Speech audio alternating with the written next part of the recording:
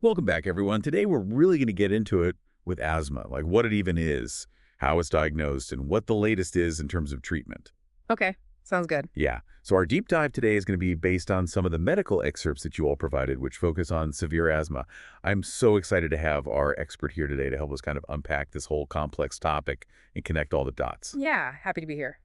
Okay, awesome. So, like the first thing that jumped out at me in these excerpts was this phrase polyphonic wheezing. Um, it kind of sounds musical in a way, but I'm thinking it's not really a good sign when it comes to like breathing. What can you tell us about that? You're right, not a good sign, but definitely a vivid description. Polyphonic wheezing basically means there's like an obstruction in the airways and air is trying to get through, creating all sorts of sounds. It's like Yeah. one of the key things doctors look for and suggests conditions like asthma or COPD. Okay, so let's say someone comes in wheezing. How do doctors know, or how do they differentiate between asthma or COPD? Well, there are a few clues. Age can be a big one. Asthma often develops earlier in life, while COPD is more common in like older adults, especially those with a history of smoking. Yeah. The source material even mentions looking for things like tar staining on like fingers as a potential indicator of COPD. Right, yeah. Okay, interesting. So it's kind of like detective work, right?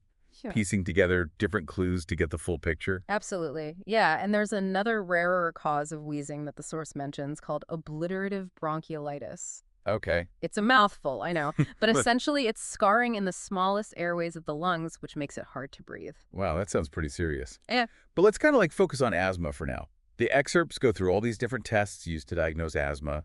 We've got things like pulse oximetry, blood tests, allergy testing.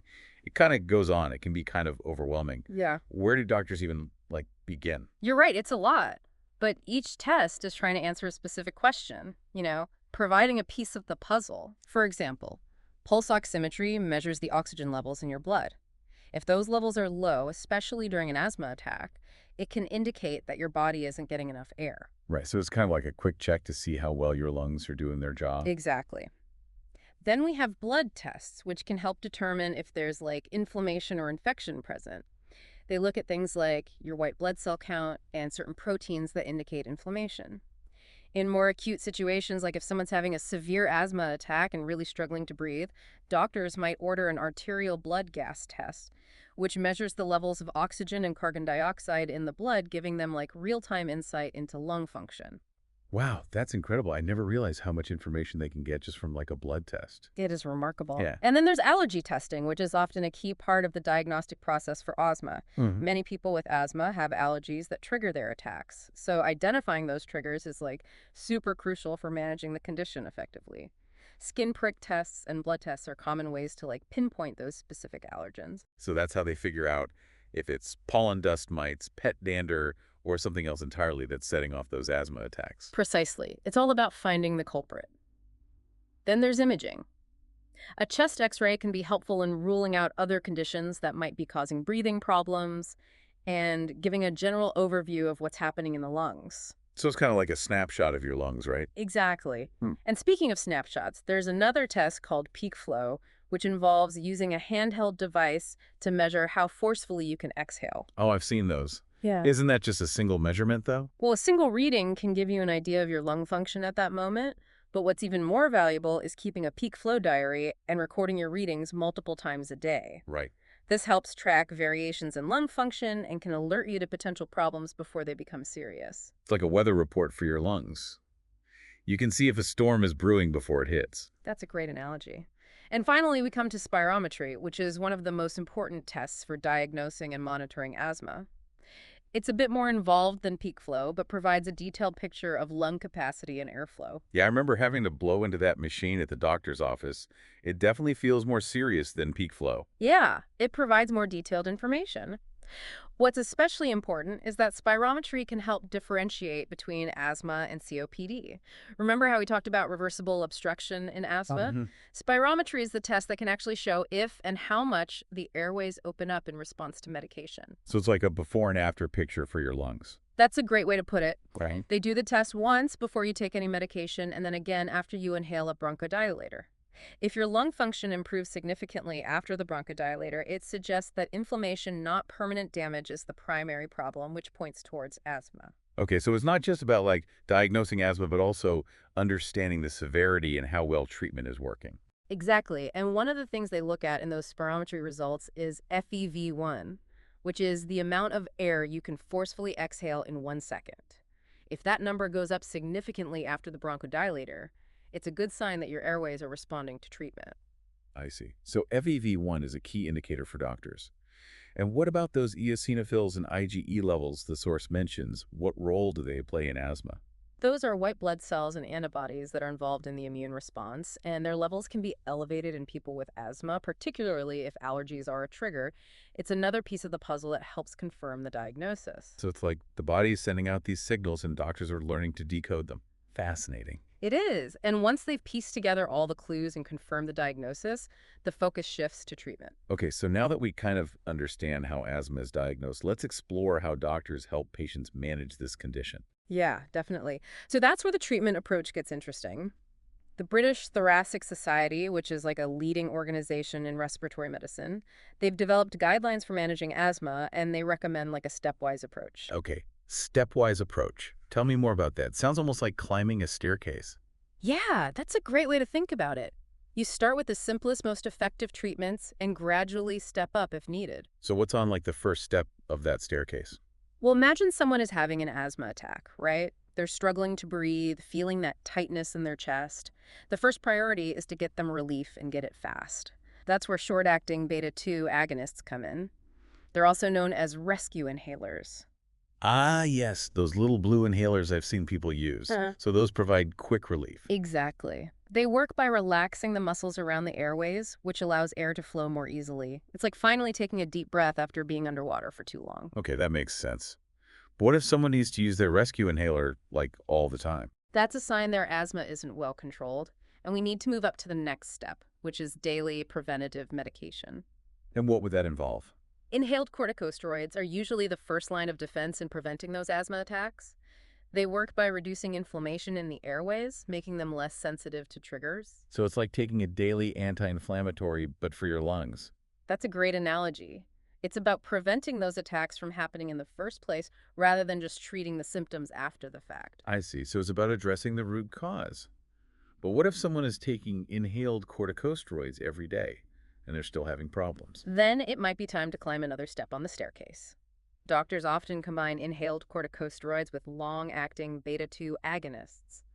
This combination therapy provides both long-term control of inflammation and quick relief when needed. So it's like having a safety net built right into your treatment plan. Exactly.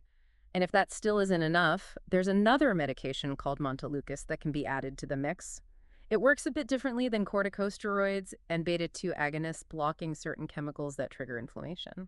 Wow, it's amazing how many different tools are available to help people manage asthma. But are there situations where even these medications aren't enough?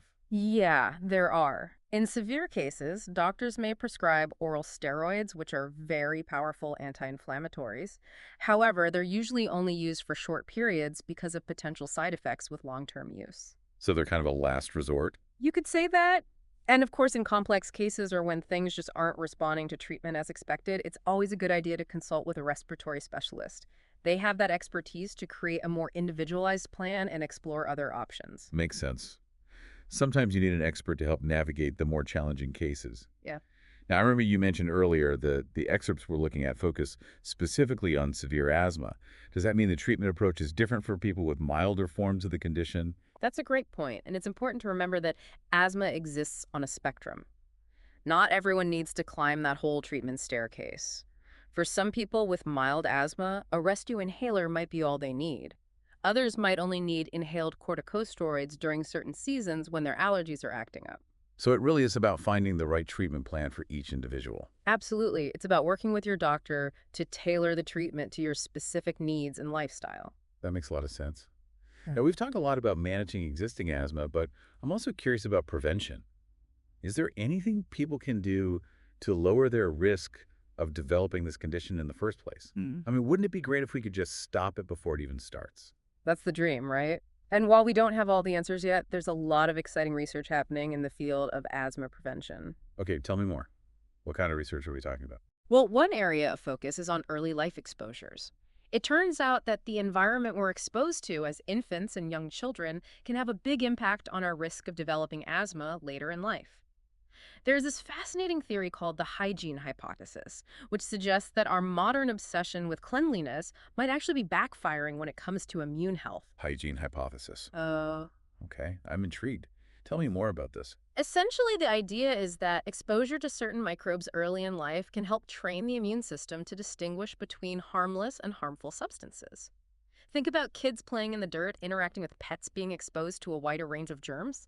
Those experiences might actually be beneficial in the long run. So a little bit of dirt might be a good thing. It might just be, of course, we're not advocating for neglecting basic hygiene, but perhaps we've gone a bit overboard in our quest to create a sterile environment for our kids. Interesting. So how does this hygiene hypothesis connect back to asthma? Well, the theory suggests that when the immune system isn't properly trained early on, it might overreact to harmless substances like pollen or dust mites, leading to allergic inflammation and asthma. I see. So it's like the immune system is mistaking those harmless things as threats. Exactly. And that overreaction can lead to all those classic asthma symptoms: wheezing, coughing, shortness of breath. Wow, the immune system is so complex. It's amazing how much we're still learning about it. But it sounds like there's a strong case for letting kids get a little dirty. Yeah. Are there other environmental factors that might play a role in asthma development? Absolutely. Exposure to air pollution, tobacco smoke, and even certain chemicals found in household products can increase the risk, especially for young children. So creating a clean and healthy environment is crucial both inside and outside the home. But are there things we can do on a personal level to lower our risk? Mm. What about things like diet and exercise? Those definitely play a role. Studies have shown that regular exercise and maintaining a healthy weight can help reduce the risk of developing asthma. And when it comes to diet, there's some evidence suggesting that certain nutrients like antioxidants and omega-3 fatty acids might be protective. So it's really about taking care of your overall health. What's good for the body is good for the lungs. That's a great way to put it. It's a holistic approach to health. It sounds like there's still a lot to learn about asthma prevention, but it's encouraging to know that there are things we can do to potentially lower our risk. And even if someone does develop asthma, it's reassuring to know that there are so many effective treatments available to help them manage their condition and live a full, active life. Absolutely. It's a condition that can be managed effectively with the right tools and support. Well, this has been incredibly enlightening. Thank you for shedding light on such a complex topic. It's been my pleasure. And to our listeners, I hope you found this deep dive into asthma informative and helpful. Stay tuned for more fascinating deep dives coming your way. All right, so we've covered like a lot about diagnosing and treating asthma, but before we wrap up this deep dive, I kind of want to go back to prevention. We touched on this a little, but what are some concrete things people can do to minimize their risk? Yeah, that's a great question. And, like we talked about earlier, it's kind of a multi-pronged approach. Starting with, those early life exposures, that hygiene hypothesis we talked about suggests that allowing kids some exposure to dirt and germs could actually strengthen their immune systems and reduce their risk of developing, allergies and asthma. So letting kids play in the dirt might actually not be such a bad thing after all. Exactly. Of Yeah. course, we still want to, practice good hygiene, like washing hands regularly, but maybe we become a little too obsessed with sanitizing everything. Yeah, it's all about finding that balance. Right. Are there specific things parents can do to kind of encourage that healthy exposure? Spending time outdoors is a great start. Encourage kids to play in nature, get their hands dirty, interact with animals. It's also important to, create a diverse microbiome in the home. Things like, having pets, avoiding excessive use of antibiotics, and even eating a diet rich in fermented foods can contribute to a healthier gut microbiome, which is linked to immune health. So it's not just about dirt and germs. It's about, fostering a diverse ecosystem of microbes both inside and outside the body. What about environmental factors? What can we do to minimize exposure to those asthma triggers? Yeah, reducing exposure to air pollution is crucial. That might involve things like avoiding areas with heavy traffic, using air purifiers in the home, and, advocating for cleaner air policies in your community. Secondhand smoke is another big trigger, so creating smoke-free environments at home and in public spaces is essential for protecting, everyone's lung health, especially children. Okay, those are all super important steps. Anything else? Believe it or not, even certain household products can contain chemicals that irritate the airways and contribute to asthma development. So it's a good idea to choose cleaning products and personal care items that are fragrance-free and made with natural ingredients.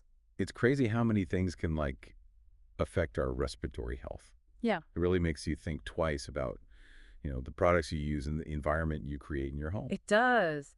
And of course, don't forget about the lifestyle factors we discussed earlier. Regular exercise, maintaining a healthy weight, and eating a nutritious diet.